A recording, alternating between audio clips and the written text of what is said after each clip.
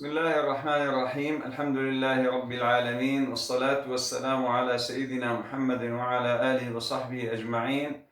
أيها الإخوة والأخوات، السلام عليكم ورحمة الله وبركاته. أتكلم في هذا المقطع عن أمر مأساوي، نسأل الله السلامة لنا وللمسلمين أجمعين، وهو الانتحار. هذه الظاهرة كانت مجتمعاتنا الإسلامية في عافية منها، ولكن بسبب سوء الفهم والبعد عن ديننا وعقيدتنا والبعد عن الله عز وجل عموما، ومن أعرض عن ذكري فإن له معيشة ضنكا.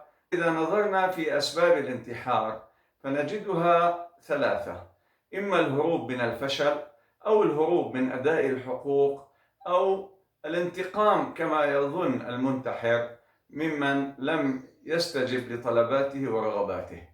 أما بالنسبة للانتقام ممن لم يستجب لطلباته ورغباته فهو الذي يسيء إلى نفسه أولا وأخيرا، والحياة تستمر به وبدونه. وأما بالنسبة للذين يهربون من الفشل، إن كان في علاقة حب أو في دراسة أو في تجارة، فأقول لهم: الله عز وجل حكيم وله أقدار، فهو يمتحننا بالنجاح والفشل، ويمتحننا بالعطاء والمنع، فما علينا إلا الصبر والمصابرة، وهذا الذي يجعلنا ننجح في هذه الحياة.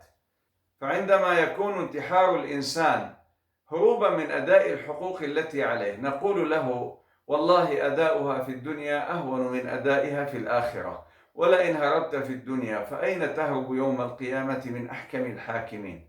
وإن كنت قد هربت من الفشل فاعلم بأن الحياة ستستمر بك وبدونك، وهذه التي انتحرت من أجلها ستتزوج غيرك وستمضي معه أوقاتا ممتعة.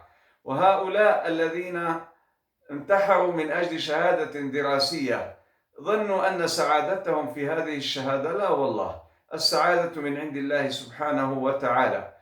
وهؤلاء الذين انتحروا لخسارة في تجارة يظنون أن السعادة في الربح والمال، لا والله، السعادة تنبع من القلب.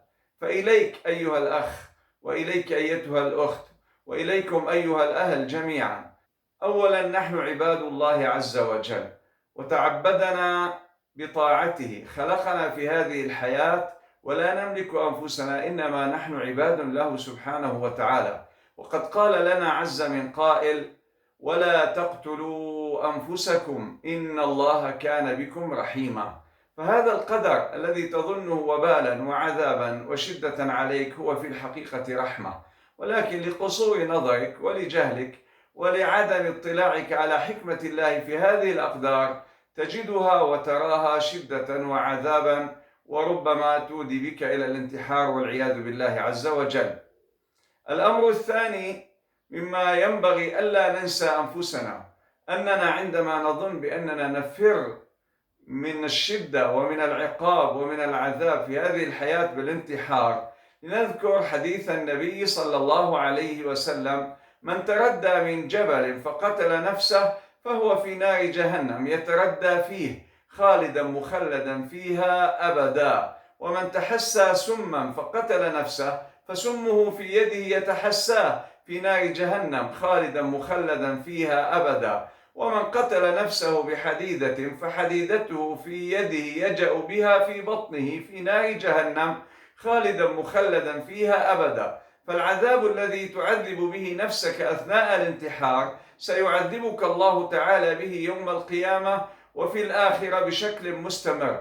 فما علينا إلا أن ننتبه، أن نعرف حقيقة أنفسنا، أن نعرف لماذا وجدنا في هذه الحياة. فنحن لم نوجد في هذه الحياة ليتزوج أحدنا بشخص إن كان رجلا أو امرأة، نحن لم نوجد لنربح في تجارة، نحن لم نوجد لنحصل على شهادة دراسية، إنما خلقنا الله سبحانه وتعالى لعبادته، وما خلقت الجن والإنس إلا ليعبدون. فعلينا ألا ننسى هذه الحقيقة، وإذا نسيناها وأعرضنا عنها نقع في عناء وشدة. ومن أعرض عن ذكري فإن له معيشة ضنكا. فنسأل الله سبحانه وتعالى أن يرزقنا الفهم والعلم النافع، ونسأل الله أن يوفقنا وأن يوفق أبناء مجتمعنا هذا إلى تربية أبنائهم التربية الصحيحة أن يعرفوهم حقيقة سبب وجودهم، فإنما وجدنا لعبادة الله عز وجل، لم نوجد من أجل شخص نرتبط به، ولا من أجل مال نجمعه، ولا من أجل ورقة شهادة نحصل عليها،